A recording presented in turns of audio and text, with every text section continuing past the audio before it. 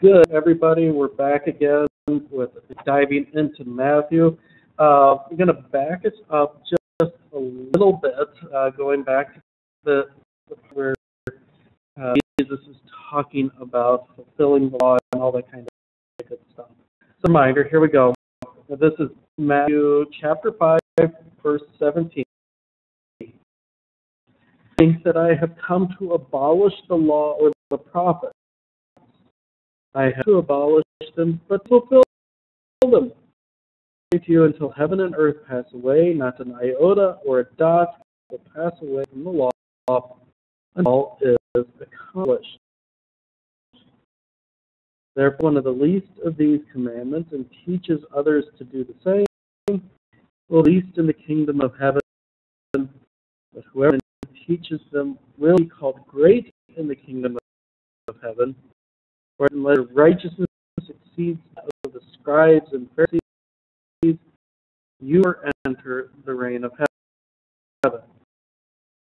So we're gonna pick up there again, but most of it's get a history lesson today as we go back into this passage. The reason we're doing this is because, well, in the history of the church,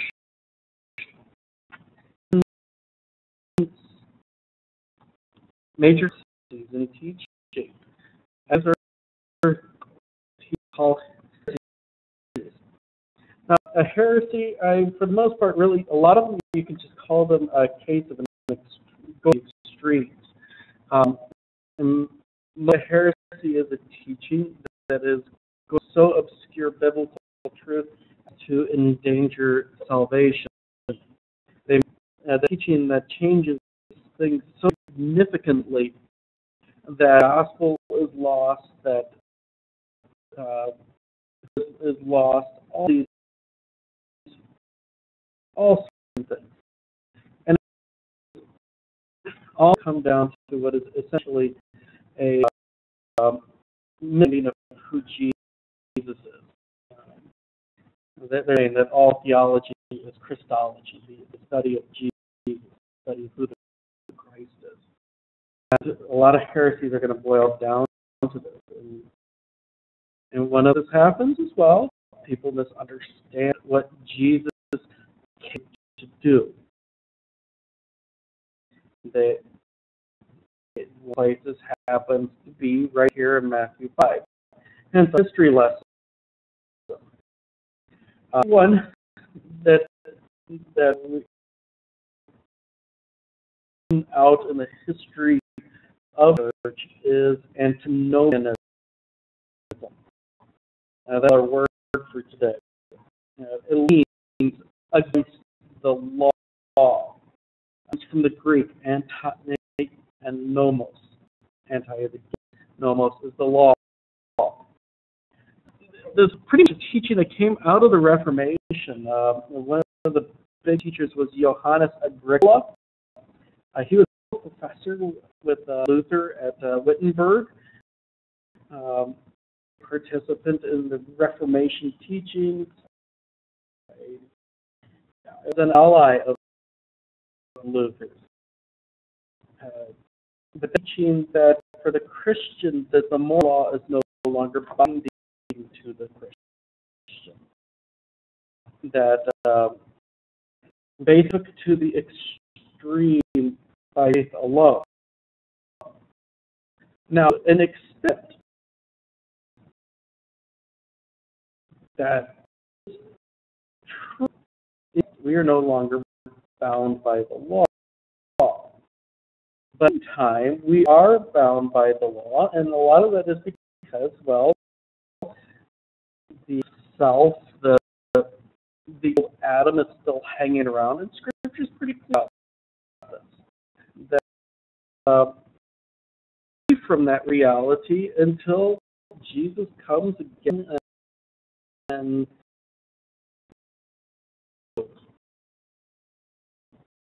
there is for the law in the life of a Christian. And it says that there isn't. It basically denies that Jesus came as a fulfillment and that the law was not going away. Well, if let's come to the Sermon on the Mount, where it's talking to his disciples and saying, as a disciple, as one who is blessed by forgiveness, sustained living that's expected. There is a place for the law in a person's life. Antinomianism said there isn't. It was that law. So there's only need for the gospel.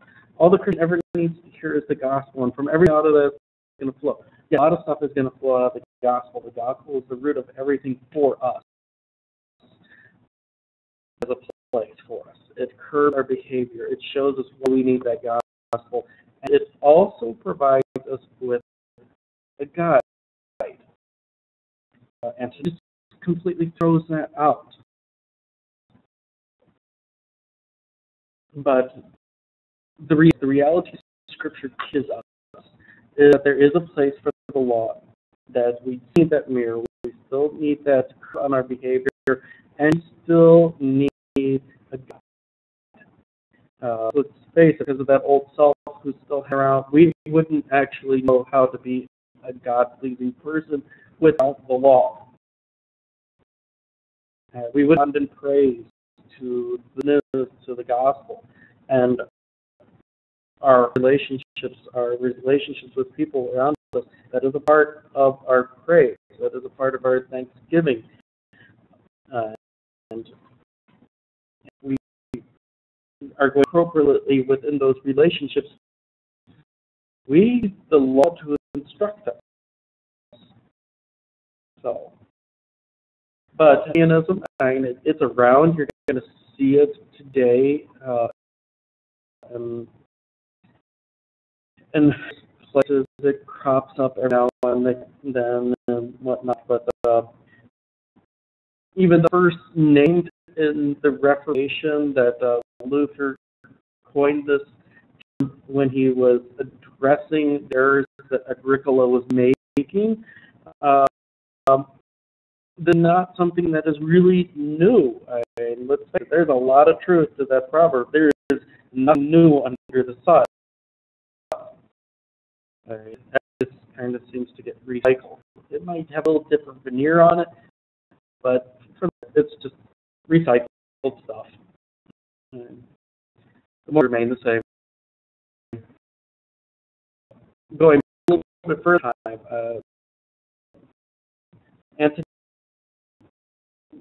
it finds place also in a group called the Gnostics. This comes from the Greek word gnosis, which means knowledge. They were a sect, a group of people who thought that Jesus came to give a secret knowledge to people so that their spirits could escape the prison of their earthly bodies. It's an oversimplification. I don't want to spend my entire time talking about who the Gnostics are. If you want information, there's some pretty good stuff on the internet. Check it out. So, needless to say, they were a group who started appearing towards the latter part of the first century, and you can see some writings in the Bible that are starting to address the teachings of the Gnostics. Didn't really hit full swing until late century or early 3rd century. So, but that the law was actually evil, that it was maybe a trap for the spirit, that the law was something created by the evil creator God who was trapping all these spirits in their bodies, and he was using this law to keep them trapped. It was meant to oppress the spirit.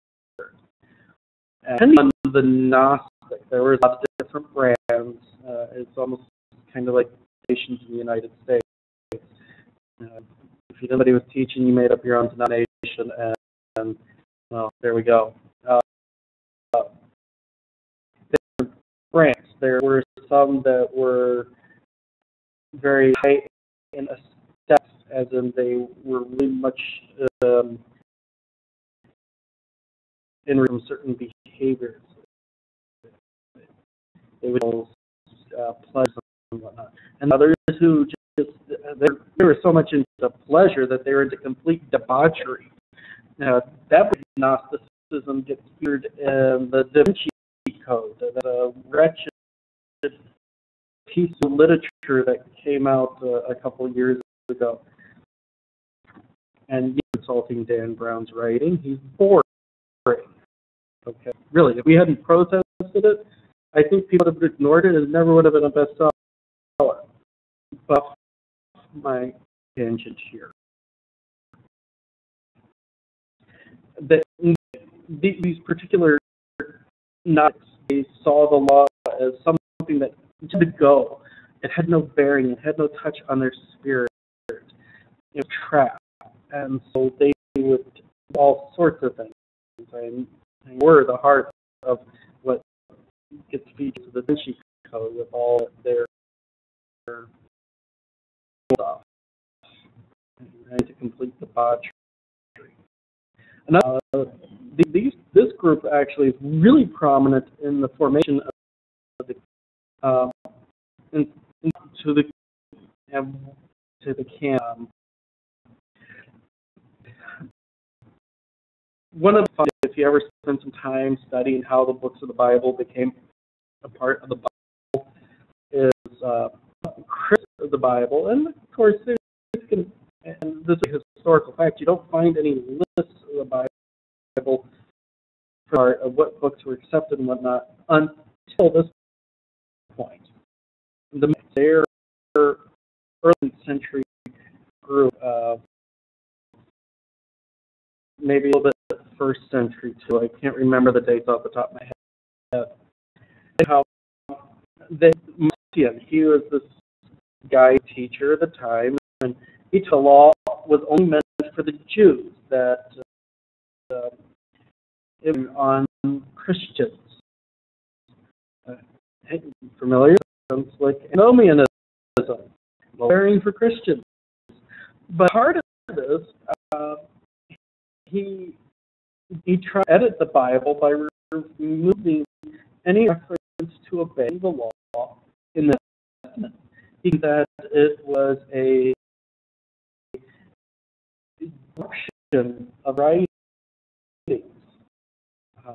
This was actually the Judaizers that Paul talks about in his letters that are going around to all the various churches and trying to bind the conscience of Gentile believers.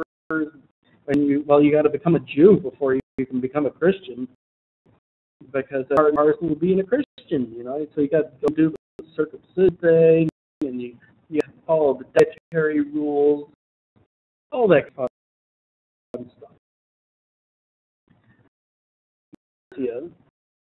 Judaizer conspiracy everywhere, and he starts taking his scissors to the Bible and he starts snipping them out, and so completely the letters of Paul and James, and he, in fact, in some cases he just completely removes books.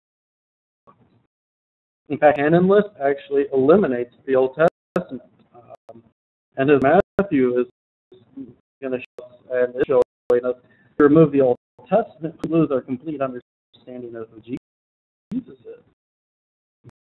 Well, what Matthew's trying to do is to draw the Old Testament into what's going on in Jesus and the ministry. So,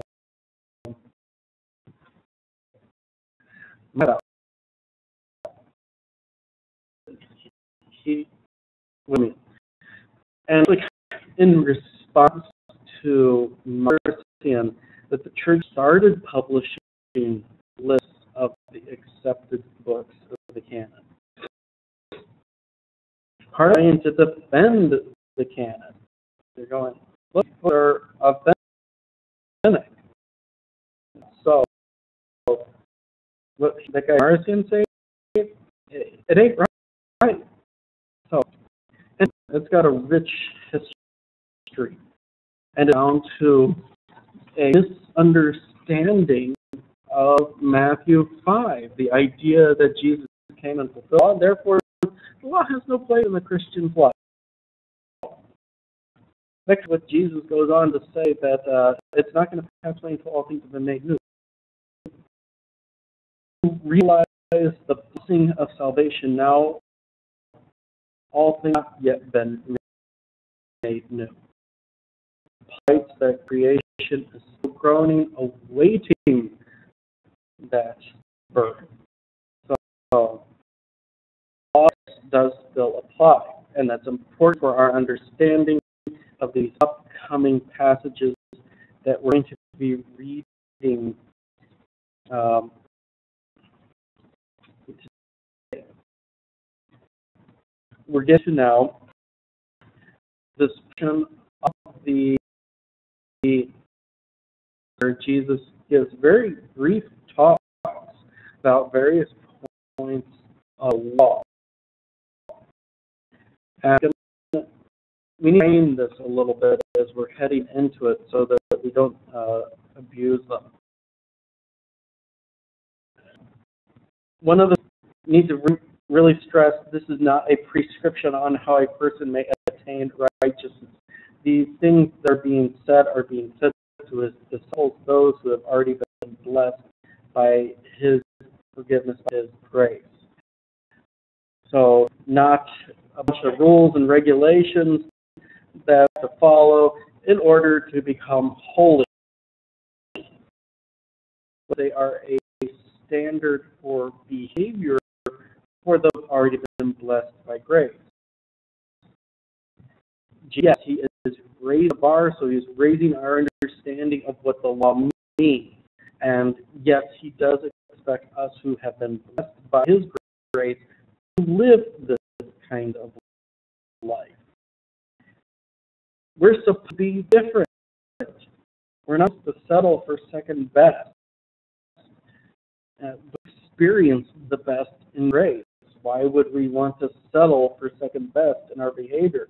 And he's also going to mark out that, yes, your horizontal relationships, your relationships with your fellow, with your brothers and sisters, matter. They're not independent of that vertical relationship between God that he has established in his grace.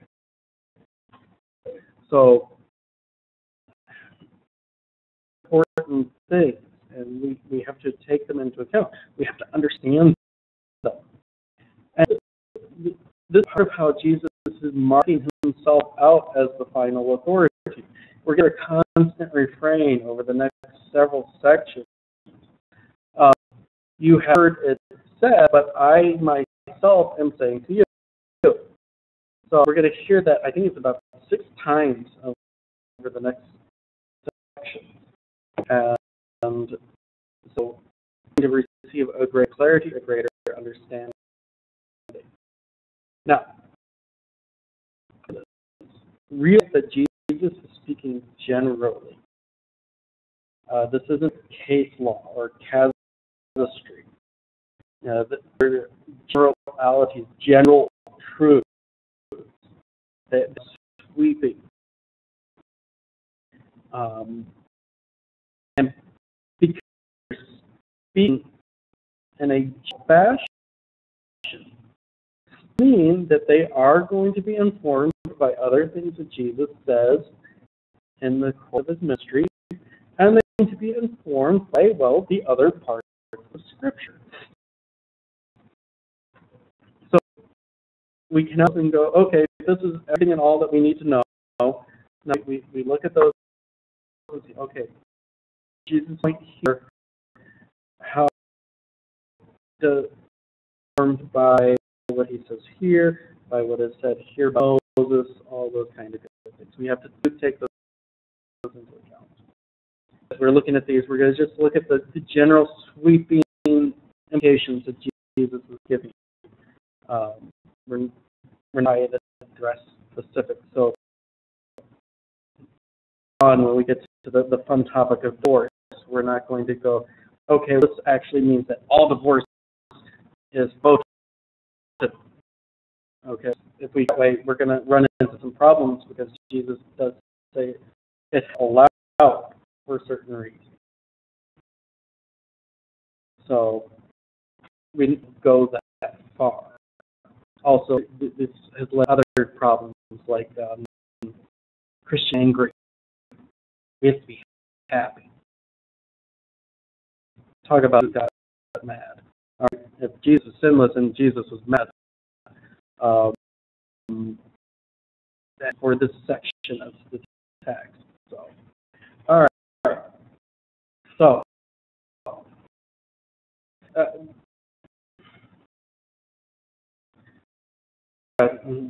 anyway, gotcha. So, ignore my inability to spell. So, but anyway, part of the point is to show how high the actual bar is. And so you're getting an authoritative interpretation of the law.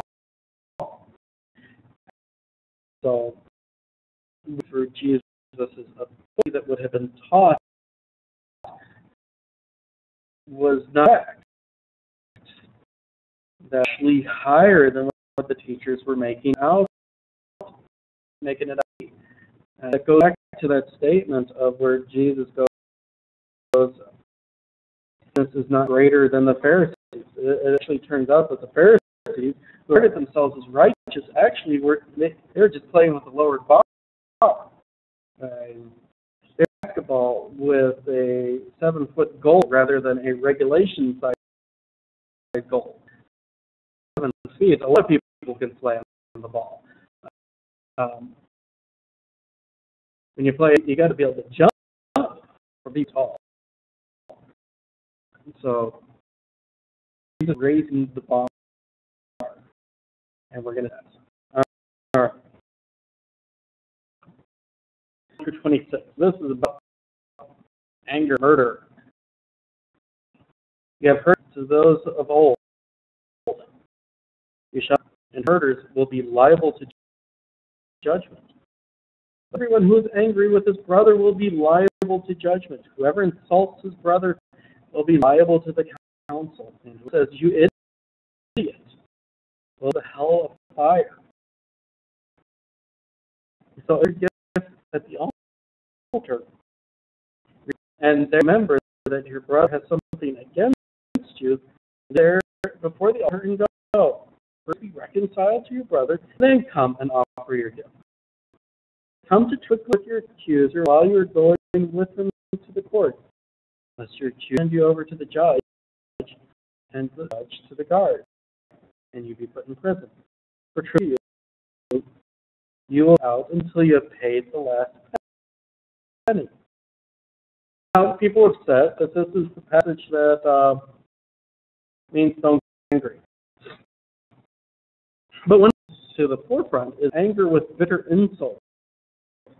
Is still the same root as murder. This is not prescription and anger in general. What it actually comes to is that there is a dehumanizing element going on here. If of their humanity, we are robbing them of their life, we are doing the same thing that we are them and murder, unjustly robbing somebody of their humanity, their life. So, in his point that doing things against your fellow man is hurtful, is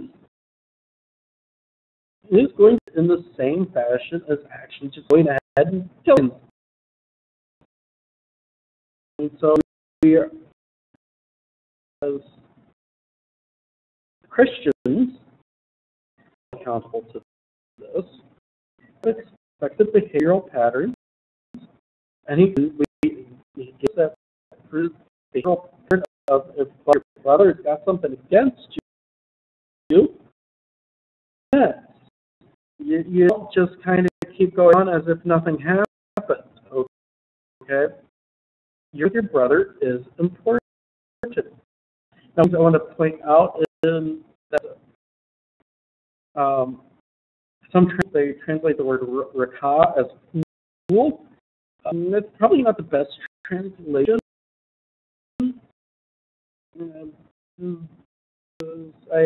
There's a bit of abuse suggested with this word. And name is not necessarily abusive. Proverbs throws the fool around a ton. So, but life is abusive, demeaning word. It's not just necessarily marking out some actions. So, like I'm basically calling somebody you idiot. So, it's a fool. Okay, we'll just put it that way. So, our that come out of anger are full actions against our neighbors. They're going to be regarded as murder is regarded. So, yeah, raise on this when he does the explanations for the small catechisms when he's talking about the commandments. He says you're not supposed to you're supposed to do your neighbor. You're not supposed to hurt them. You're not supposed to harm them. You're supposed to help them in any way possible. Not pretty much of what Jesus is saying. Now, he also talked about going and making amends. And there's going to be some parables that come later where he's going to bring this out. Yeah, we are expected to treat our brother well, and that we are supposed to seek forgiveness, give forgiveness. So not pretend that horizontal relationship doesn't matter. So I have a problem with brother. If we do have we should go and actually make confession of it. We shall let it lie.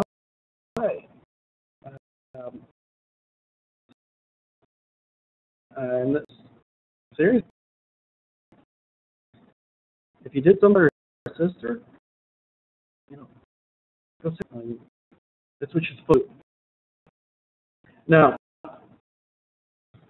there's a confusion that has come about from this passage. Jesus to the altar, or altars, the altar, excuse me. And in our post-resurrection context, in our state of being after the resurrection, where the temple has been destroyed, there's no need for the temple anymore because what the temple is not happening anymore. That sacrifices happen. And there's no more temple, there's no more the altar anymore. And in his context, is what you're referring to the altar as a temple, not altar in our church sanctuary. But for us, when we pose our first century Christian mind onto this sermon altar, and our altar is where we find and are receiving the forgiveness of sins through the body and blood of Christ given in communion. I really do not think this is what Jesus is talking about. When you're reading this, that you're not superimposing 23 thought onto Jesus' work. And confusion has led to some misplaced text. As Jesus is talking about giving a gift at the altar, really this is the response to forgiveness. Sacrifice of thanksgiving. So this, I think, is actually more equivalent to our of offering in the offering plate, or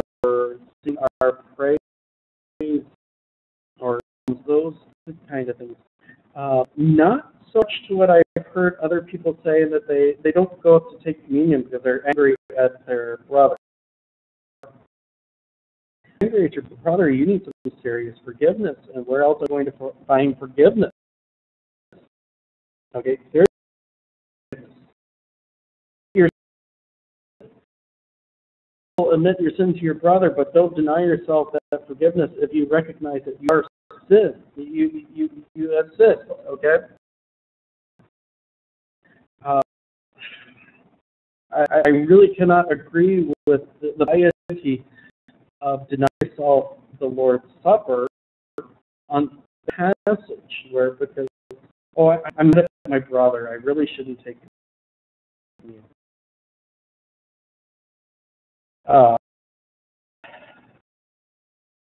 If you're unrepentant, probably the answer is yes.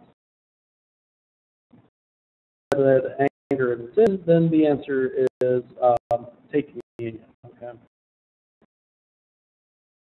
Most of you, though, think that this particular passage is referring to the offerings of Thanksgiving, the sacrifices of Thanksgiving, not to the sacrifice that is given for the forgiveness, the atoning sacrifice. The sacrifice has been made for all time. Okay? If you're following the piety that is given in this passage, before your offering, you have to go make peace to your friend. Because, saying, hey, I'm glad you give me God. I'm thankful for that. Here's Thanksgiving. Well, really, also a part of the expression of your Thanksgiving is to make us with your brother. I read how the parable of the ungrateful servant went. He got condemned. Well, Jesus, in this really brief passage, is talking about being condemned by treating your brother with anger. And he uses two people who are forgiven, who have been given his grace, who have been made his disciple. And so you have been forgiven. You cannot treat your brother in anger and demean him and despise him and treat him in a way of murder. To still be condemned. I think.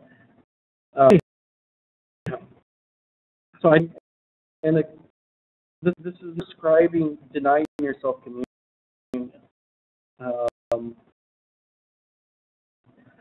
I this, and they kind of tie it in with 1 Corinthians, for chapters 10 and 11.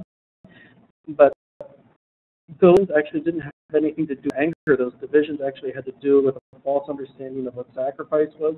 They had a false understanding of what was the of communion.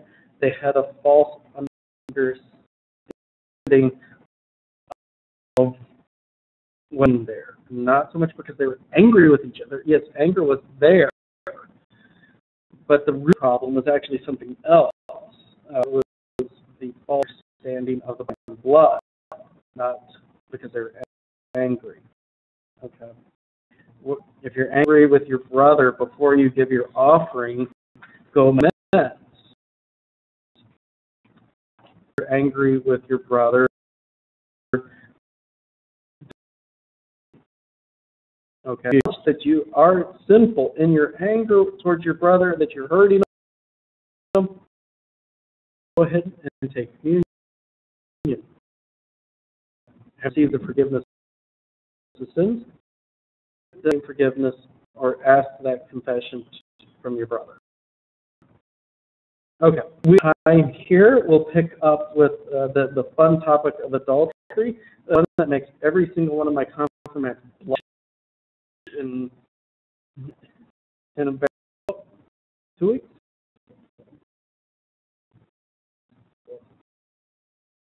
Next week is the 4th.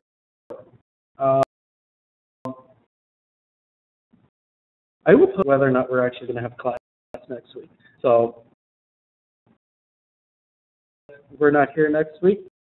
go away blowing up some fireworks, eating some hot dogs and some apple pie, and baseball, whatever. So, God bless.